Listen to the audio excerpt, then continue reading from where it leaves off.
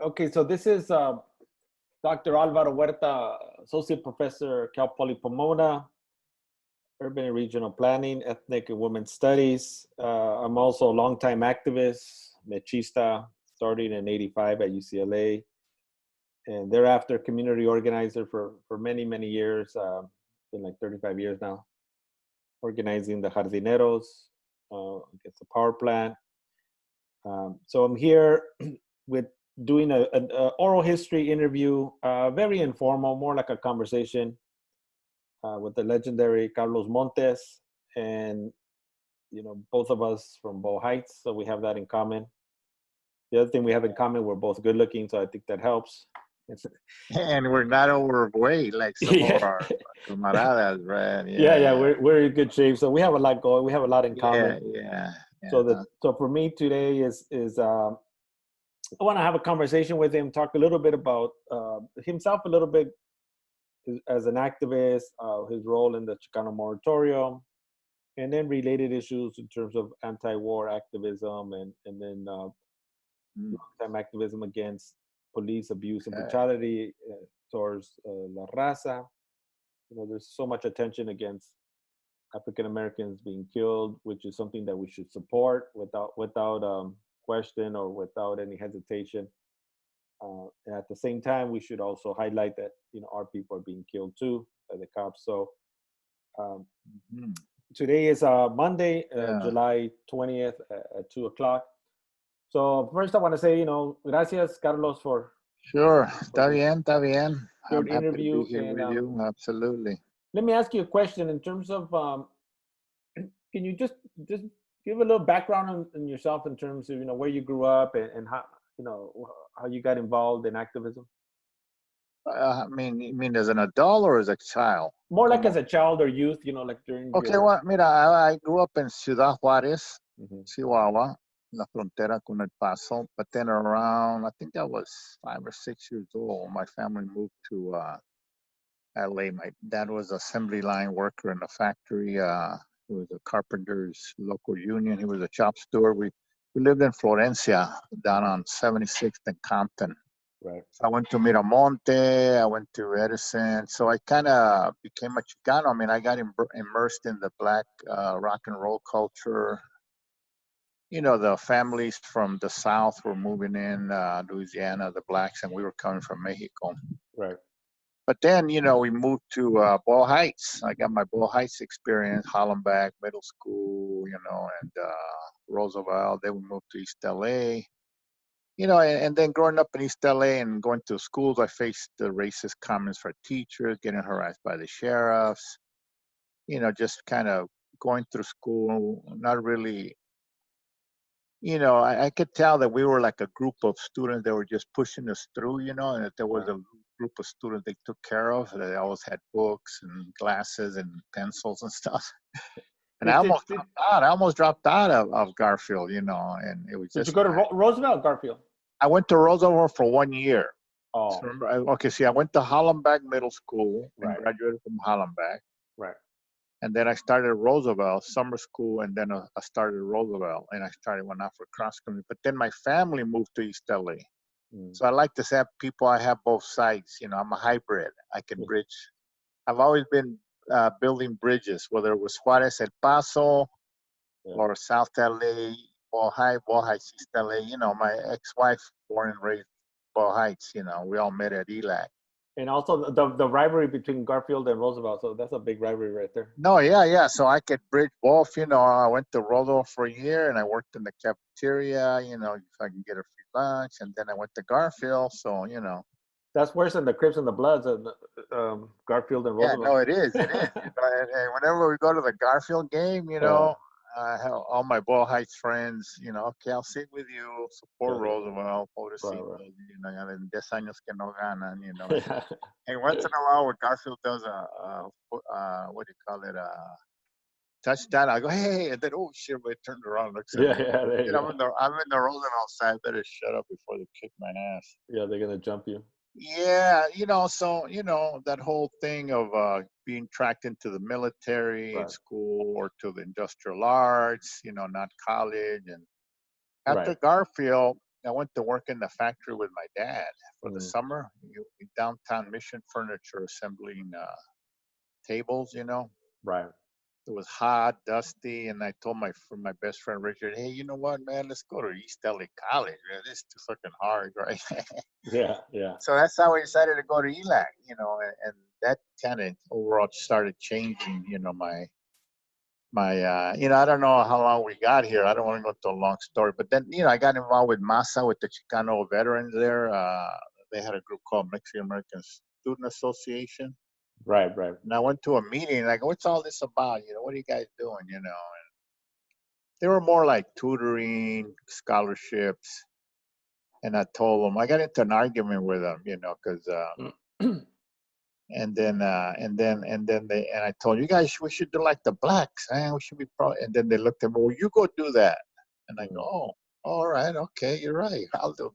So then, eventually I got involved with the Brown Berets and East L.A. Actually, before they became the Brown Berets, La Piranha Coffee House in '67 of right. here in East LA. But I went to a meeting at the Casa del Mexicano where Julian Nava was running for the school board, and Sal Castro was speaking, and Patricio Sanchez, and I was just like a guy out of high school just looking at him. It must have been '66 or '67. I could probably look it up, see when he ran, Julian Nava. Yeah, so that was a little And bit before the blowouts. oh yeah, definitely before the blowouts. Yeah, Right. yeah, way before. So then I kind of looked at it. Who are these old guys, And that sounded like a good idea, run somebody for the school board. So I was supportive of it. But then I was at ELAC, and then I got a job as a team post director of the War on Poverty program. Right. I was in Lincoln Heights as a team post director with all these street kids. I went to Lincoln High School Heights. for 2 years. Okay, well then you were like way up, and Right, yeah. right, No, right. see, No, that this was in is the a mid '80s. Yeah. Right, right. 67. There was a group of street kids that would hang out at the team post, and I would take them on little field trips. Let's go here, let's go there, let's go to the beach.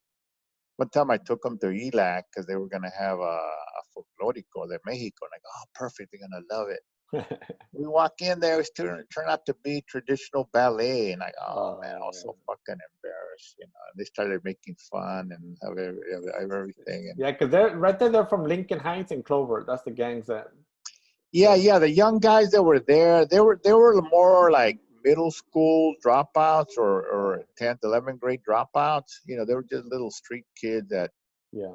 a while would have little fights inside the team post. But anyway, that's how I got to know Father John Luz and Eleazar Risco from the Church of the Epiphany, Right. Episcopalian. Do you know about them? You know about them, right? Yes. Yes. Oh, Mhm. okay. Yeah. So I was a team post director, and when I went for the interview, I was interviewed by a panel right there at the Church of the Epiphany, which included, I could have swore Tony Rios was there, and not Julian Nava, but what's his name? Father John Lewis, right? And I was just applying for the job. I heard about it at ELAC. Like, I ain't got no chance of getting this job, director. Fucking, I'm applying. But I remember they asked me a question: "What would you do? Well, how would you approach if a bunch of young guys were hanging out in the community? And how would you deal with them? What would you do? What kind of program, right?" And I kind of looked at them. I go, "Well, I would just walk up to them and ask them." And I guess that's what they wanted to hear, right? That's a good Anyway, I strategy. got the job. I was totally surprised because they paid pretty good. It was the War on Poverty program. But you know what? I'm probably taking too long. Anyway, so then, they gave me the Father John Luz brought a stack of newspapers, La Raza newspaper. I started reading it, passing it out. I went to I started hanging out at the basement of the church with El Risco and Let reading me the ask you a question then paper. with the La Raza. So, what's the difference between La Raza newspaper and La Raza magazine, or is it the same thing? Same thing, later on it became a magazine. Originally it was a paper newspaper, And then like a fold magazine. like a fold out, Right, the right. kind you see in the street they throw out. And then later on it became like a little glossy magazine Hmm. when Raul Ruiz became the editor. Yeah. Right, But yeah, so I got introduced through ways, the Massa group at ELAC, right. because I was a student government. I ran for to be the student government and get involved and stuff. And then so I got involved in Massa, and I started to make it to try to have it turn support ethnic studies or support the war against the war in Vietnam. They didn't Yeah, want to. more They more wanted, political versus like the academic or social. yeah. They didn't want to. They didn't Right. want to, And so then we formed another group called La Vida Nueva. Okay. It was me, Rosie Martinez, Olivia Velasquez, Margaret Luna, Tom Varela from right there. He lives on Verde Street or Palo Verde Street, What's right it up called? La Vida what? La Vida Nueva. You have to write your memoir, man. No, I know. You know what? One of the students from Santa Barbara wrote an article about it, and she got it published in one of those books that Garcia puts out. Yes. Those little booklets. Yeah. Yeah, and then Marisol something, and then so she wrote about the development La Vida Nueva versus kind of Masa being more traditional. So I Well, was involved in La Vida Nueva in ELAC, but then at the same time, I started out hanging out with the young Chicanos for community action, right, at La Piranha Coffee House and at the church in the basement with David Sanchez, Ralph Ramirez. So yeah, I know Ralph. But before it became the Brown Berets, what was it called? Okay, originally it was Young Citizens for Community Action. Right. And it was real, David would wear a suit and they would go to Mayor Yorda's youth advisory committees. And then it became Young Chicanos for Community Action because of the cultural revolution awareness, Black Pride, Brown Pride. And then we got Young Chicanos got a grant that Father Luz got from some kind of council of churches. And we're able to open up La Piranha Coffee House in East L.A. right there at the corner of Goodrich and Olympic. Yeah, I heard about that. At Tamayo's. Remember where you and your wife and us had a few drinks and appetizers? So it was at the Tamayo's location. Yeah. At the very corner, it was owned by this retired highway patrol guy. He owned the whole building. So he rented us the corner storefront. And it was just a storefront with a little room in the back and a bathroom. So we called it La Piranha. And we just hung out, it's supposed to be a coffee. So we were doing coffee houses before the hipsters, and then we just hung out. We had programs there. We had the Black Panthers come and speak. We had Tijerina speak, Corky, Bert Corona, had fundraisers, music. And then the sheriff started harassing us. They raided us one time, the sheriffs. And we started in one time, and I'm kind of jumping around a little bit. I don't have the sequence of the time. One time, somebody came in with a stack of Brown Berets. And we put them on. We started wearing them. So then we kind of organically started being called the Brown Beret. We didn't have a meeting and declare. Now we're forming the Brown Berets, And then Johnny Parsons designed a logo, a patch, where it had La Causa, the Brown Beret, the cross with the rifles. And then we had the patch made, and we put the patch on the Brown Beret. It became a little bit more, formalized, But no, see, this is important because a lot of times what I tell people is that, because I study history and urban history, is a lot of times things happen in the past and then people report on them or study them, but they weren't there, and right. And it's misrepresented. Yeah. No, I've seen that a lot. And it's important to say names, like who was actually there, like even like La Plana Santa Barbara, where Juan Gomez Quiñones was key in that. But because there's no names, it makes it seem like everybody did it, or that's true. It makes it seem like, or it makes it seem like only one person did it, like in the case of UFW, right? It was only Cesar Chavez. Yeah. But no, what I about agree the with other you. people, Yeah, I agree. That's why I'm trying to remember all the other names. Cruz Olmeda. You should maybe talk to Cruz if you're really interested in those years. He was a veteran. So it started informally with just somebody brought the Brown Berets, you started wearing them, and then this Johnny Parsons made the design, the logo, you put it on it. So that's how the Brown Berets started. What year was that? Okay, so that one you're going to get a little debate on it. I'm saying it was the winter of '67.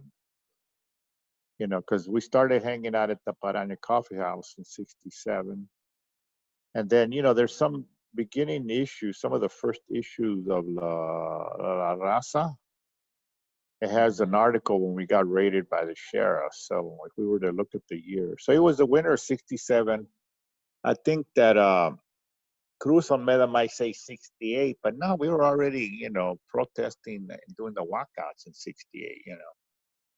So, Right. like I said, we didn't have a formal meeting. We're going to start, and this is the, you know, and then, So how many people are we talking about? you know what, you know, at the Parana Coffee House, I can't give you a number, but it was a group, you know, not a large group and not a small group. You know, there was always, you know, a dozen of us hanging out doing things, you know. But Right. whenever we did something, we'd have more people. We did a protest at the East L.A. Sheriff Station on a police killing in the winter of '67.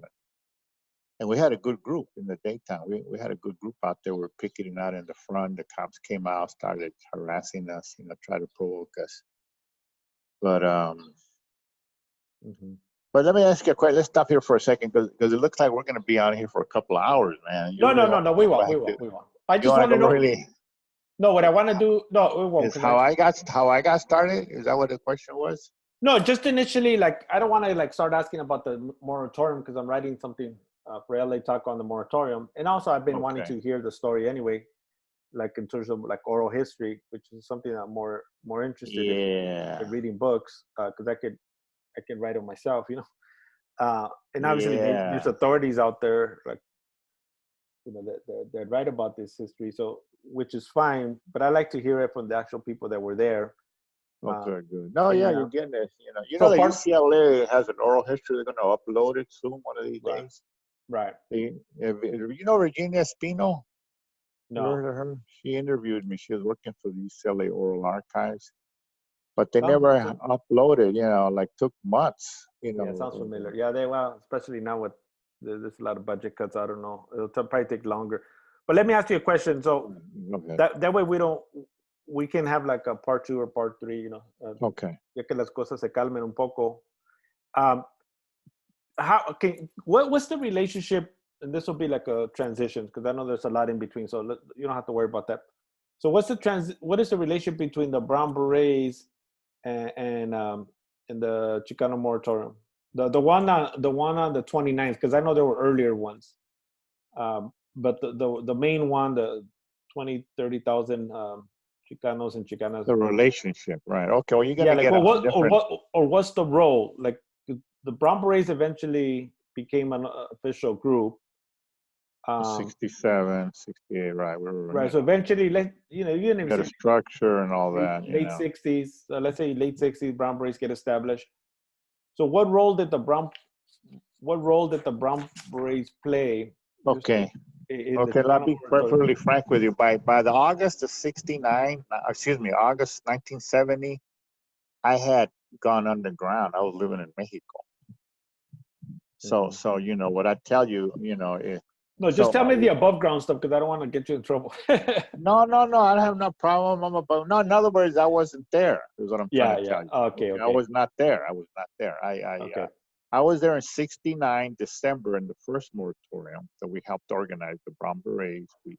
We had a big meeting. We said we're going to have a Chicano moratorium. Let's have it. And then Right. we marched from Evergreen Park down to El Hoyo, Obregón Park. And, you know, had several thousand. And then, and this is where you'll get a little bit of a debate. Evergreen Park to where? Obregón Park. Okay.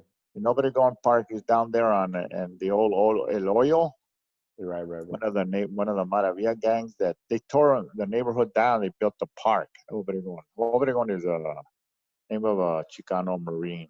But it's not in the Maravilla projects, is it? No, no, no. It's over here by First and Eastern. Okay.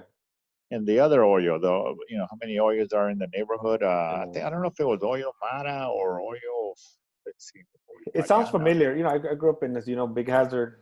I One of know, those I know. No, projects. no. So Well, it's a little bit. this one's in East L.A. though, Yeah, over it's a there by little bit different. Eastern. Right, right, right, Yeah, right. yeah. It's a nice little park, you know, and so yeah. So then we had a rally there where the beret spoke and we had Right. a coffin and everything. And you're going to get a debate or a different version from Rosalio Munoz. He's going to say that he called for the first moratorium or the name. And David say the same thing. But Oh, I versus remember the August 20. Oh, okay. yeah. Well, I remember being at a meeting in 1969 with a bunch of berets, and David Sanchez says we're going to have a Chicano moratorium. And okay, let's do it. So we did it in December. Right. So okay. So if you want to focus on August 29, I was not there. I was not there. All I know is that there was a second moratorium in March in the rain, the one in the rain. That was February, no? February, March of 70. Yeah, no, it was February. All right, okay. The one in the rain where there's a video of that. Everybody's drenched, and you have David speaking. You have Oscar Zeta Costa speaking, and so then by the August 29th, though, by that time, the woman in the Brown Berets had left the Brown Berets because of the machismo and the sexism of, well, I'll put it primarily on David Sanchez because he was the prime minister, right? He liked to be the soul. He was like a little dictator, he wanted to call all the shots, right? And eventually, little by little, the more of us that were anti-war, anti-imperialists started doing our own thing, but within the Brown Berets, Okay, so Right. anyway. So, so August 29, I don't know if you want to talk to somebody that was actually there, because I wasn't there. I was in Mexico. Right. No, it's okay. It's okay. So who did it? It was a big collective effort. The Brown Berets did it, Las Adelitas, the Mujeres, the Chicano Moratorium Committee that was the chair by Rosalio Munoz. That was a pretty big group that included a lot of people, All right, so that's good. That day event was truly a mass community-wide march. Right. So it's more like a coalition. So the main groups were the Rosalio. What was that name of that group again? I haven't written down other. Chicano Moratorium Committee. Right, Chicano Moratorium. I don't know if he started. I don't know if he started calling it national yet. Right. I don't know when they started calling it national. That was Munoz, and then you had the Rosalio Munoz, Ramses Muniz, and there was a whole group of people in that committee, including Gloria Arellanes. You might want to talk to Gloria. Gloria, was right in the middle of it. And she had left already the Brown Berets and formed a group called Las Adelitas. So they were Las Adelitas. They were part of the organizing of the August 29th. Yes. Yeah, absolutely. And Gloria Arellanes. How do you spell that? Arellanes, Arellanes. Yeah, so she was from El Monte. She would come to the Pegaña and she joined the Brown Berets. She was one of the ministers. She's the only woman who was a leader, of the Brown Berets. Okay, so she's a key figure. Yeah, no, yeah. You may want to talk to her. She's now into the indigenous Sangwa. See that she's a Sangwa. Sangwa, how do you say the name? Native elder, Right.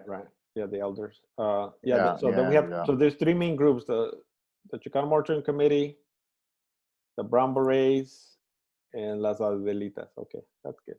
And there were other groups that joined, that were part of it, community groups. Yeah, because like I said, usually the problem is, because I've been involved in a lot of organizing since '85, and I know that a lot of times we have, the same people get the credit, and that's not how it works on the ground. No. Yeah, I always try to make sure that, I given reporters over the last year, research, I given the numbers to Ralph Ramirez and Cruz and them and Gloria. And usually Gloria will speak with them. Their health is kind of bad, and Cruz, but Ralph, for some reason, doesn't want to talk to anybody. He's kind of mad or something, And then some of the other folks, the East L.A. 13, they were indicted for the conspiracy to starting to die, Right. So Ralph, what's his last name again? Ramirez. Yeah, Ramirez. He said like in Orange County or something, no? Yeah, he's in Orange County. Yeah, no, I know him. Yeah. So yeah, he was Brown Beret. And then obviously we had there's a problem with the veteranos, always pleitos, with the old timers. But With Gloria and some of us, we said, hey, the old stuff is over, man. We got to get along and move pass down the baton to the new generation. Yeah, so we have, yeah, then everybody wants to take, I mean, but it's not new. I mean, when I was organizing Metron 85, 86, you know, there was always conflicts or divisions or factions. This is nothing new. This is nothing new. Yeah, you're right. No, yeah, Mexico goes So back, I think the most important thing is that we give people their credit and not try to focus like the Gabachos, like there has to be that one leader. Like right. history is determined by the great the great white leader, you know, like in terms of the way history is interpreted, right? So it's like FDR who but FDR is not the one who FDR with the New Deal, it wasn't FDR. There were socialists and communists and others before him. Yeah, the big labor movement. Yeah, they were advocating for all this stuff that he co-opted, but he took credit for everything. That's true. And most people don't don't understand this stuff because they haven't. No, yeah, the CPUSA was pretty formidable back then, right? And right. They were in Ball Heights. They had a big, strong base in Ball Heights. Mm-hmm. So if you were to say like the three big group will be these three, right? The Chicano Moratorium Committee, Brown Berets, Las Adelitas. Yes. Yeah, now, and this. Yeah, well, go ahead. No, go ahead. No, go ahead. But I mean, now what do you think? I mean, just I know we decided we're just gonna keep it short today, and then we'll probably do a backup. Yeah. Let's wrap it up in about 10, 15 minutes. Yeah. So what do you think, like in terms from your perspective as a long-term activist, you know, like, you know, and I think what I respect about you is that you have that longevity, you know, like you've never deviated despite whatever. As long as my health stays, I can do it. Right? Yeah. No, but all these years, right, from the late, let's say mid 60s at this point, what you're telling me to now is like that constant, consistent. The 80s, the 90s, and it's very rare. 2000s, you know. It's very rare. Yeah, especially fighting against, you know, as far as I'm concerned, the way I grew up, you know, the police abuse is one of the main issues that a lot of people stay away from because they're afraid, or they think that, you know, voting or getting an elected official is more important. But to me, this is what those of us who grew up on the streets, you know, experience. Police abuse. So we need people like you. No, in '93 we worked on with the Smokey Jimenez case with the familia there. When they killed him in Vermont Gardens housing projects and it was a sheriff that came out of East L.A., got into the projects and created an incident. Remember that? Yeah, and then the same time we had David Angel Ortiz, the 16-year-old that was shot in the back by a sheriff. You know, there was like 3 controversial cases. The Eula Love case, that was in the 90s. We had the Rainbow Coalition for Justice. But anyway, So what would you say? But anyway, I'm sorry. What was your question? No, it's okay. What would you say in terms of like what's the significance of the Chicano Moratorium in terms of the movement? Because a lot of people don't know about it. Good question. What's the significance from your perspective? You know. Okay. I'm glad you asked that. Well, the significance is that it showed the U.S. and the world that Chicanos here at home were taking a stand against U.S. war. Okay, and many of us in support of the right of Vietnam to be free, you know, to self-determination, and that the significance that it denounced U.S. wars, but it.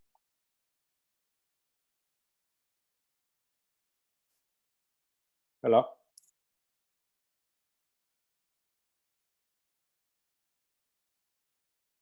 Are you still there? Oh, let me unmute you. You okay, go ahead. We have some technical problems here. Okay, we need to unmute you, so. Can you unmute?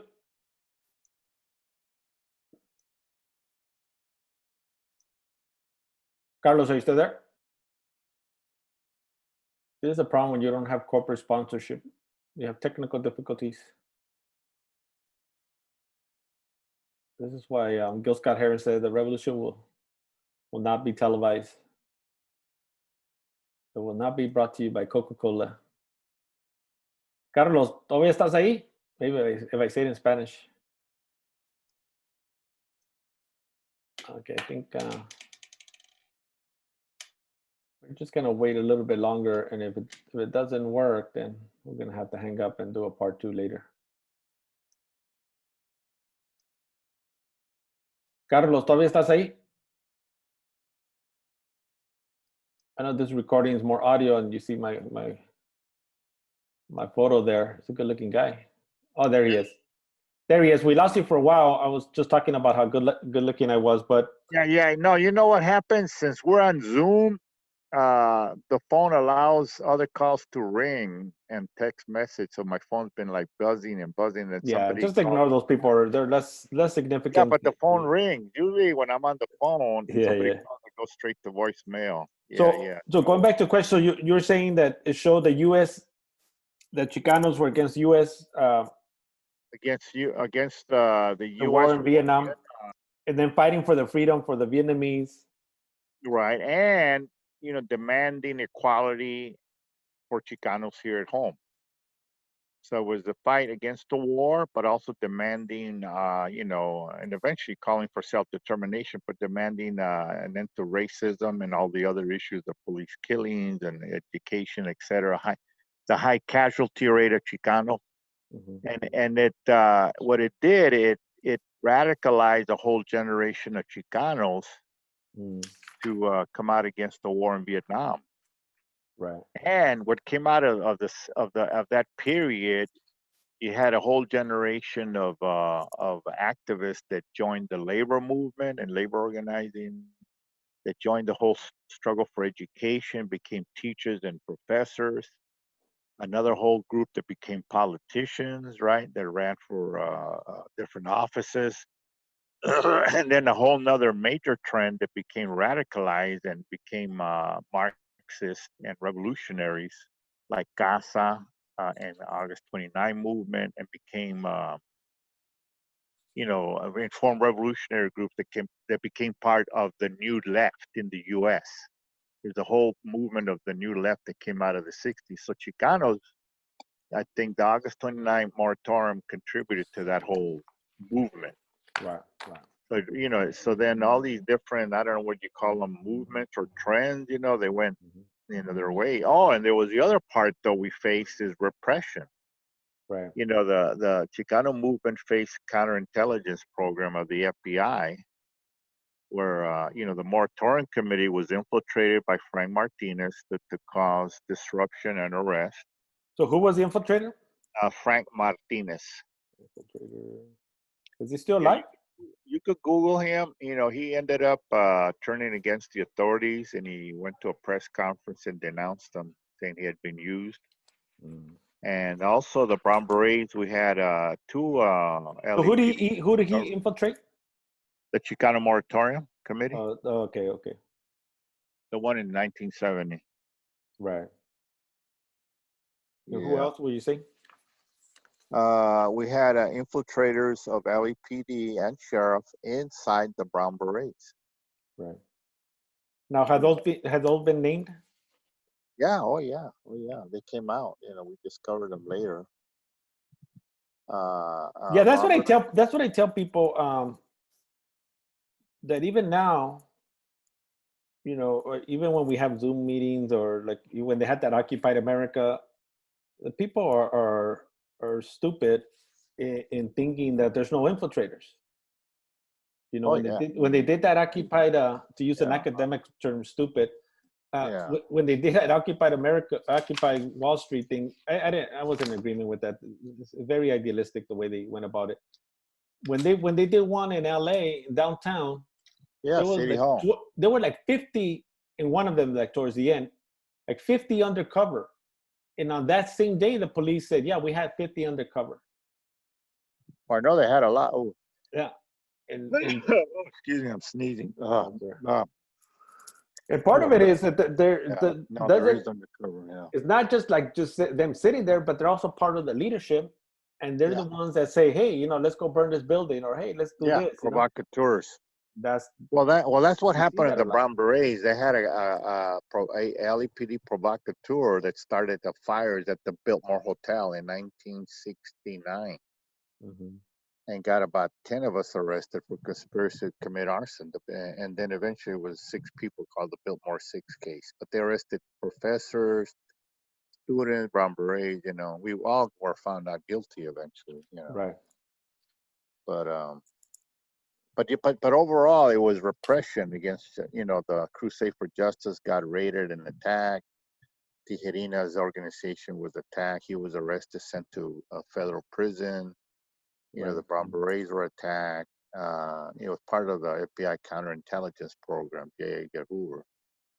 And the other thing with the August 29 is that the FBI was monitoring and coordinating their efforts with the LAPD and the sheriff that day. Hmm.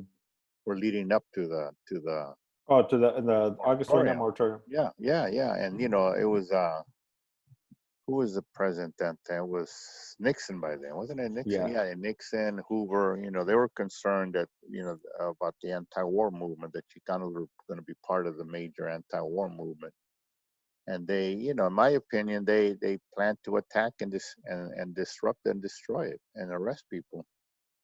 And the Now, other big part of it is that they wanted to take Ruben Salazar out. He was a well-known writer. He was critical of the war, of police killings. He just transitioned. He was the director of a small Spanish station, KMEX, news director, and out of the LA Times. right, He right. interviewed us, the Brown Berets. He wrote about the Brown Berets. He wrote about, Yeah, little by little he was radicalized, because at first he was very mainstream Mexican yeah, American, and little by little he yeah, started becoming, yeah, even he his did. stories. Originally Yeah, stories were like they, and then all of a sudden he's like we, or who is the Chicano? What is it? The Chicano yeah, one? yeah, yeah, yeah. He was born in Juarez. Hmm. But kind of, I think, a white collar community family, Juarez, and then he moved to El Paso, and then El Paso to LA. Yeah, yeah. But they took They him killed out, like two. No, I know. No, definitely they killed him on purpose. I mean, the Yeah, idiot racist cop that killed him was actually dumb. Like he didn't know what he was doing when he shot a projectile. I mean, yeah. It come was on. a lie. It was a lie. This not Anyway, it come was a on. missile projectile. And the other guy they killed, Angel Diaz, and the other guy, Lynn Ward, he wasn't actually killed directly by the sheriff. There was a fire and explosion that hit him. Lynn At the Ward, but he was a moratorium, Brown Beret. did they kill 3 people or 4? Or do you remember? 2 people. 2 people. There were 3 people killed that day. Ruben Salazar, Angel Diaz, Okay, let me and get this. Lynn Hold Ward. on. But Lynn Ward was not killed or shot directly by the cops like Ruben was and Angel Diaz. He was killed in a fire and explosion. So Ruben Salazar killed by the cops, the sheriffs. And then who was the other guy? Angel what? Diaz. Diaz. And then the other person, who was that? Lynn Ward, Chicano, Chicano with a Anglo name, Lynn Ward, Ward. Hmm. Oh, but he was killed more like in a fire or something, you say? Yeah, yeah. And then the fourth one you say was killed on a different day? Okay, yeah. There was another one. Oh, right now, okay, I have the 71. So after the August 29, Hmm. then there was a series of more protests after that. Mm. And there was another guy killed, Gustav.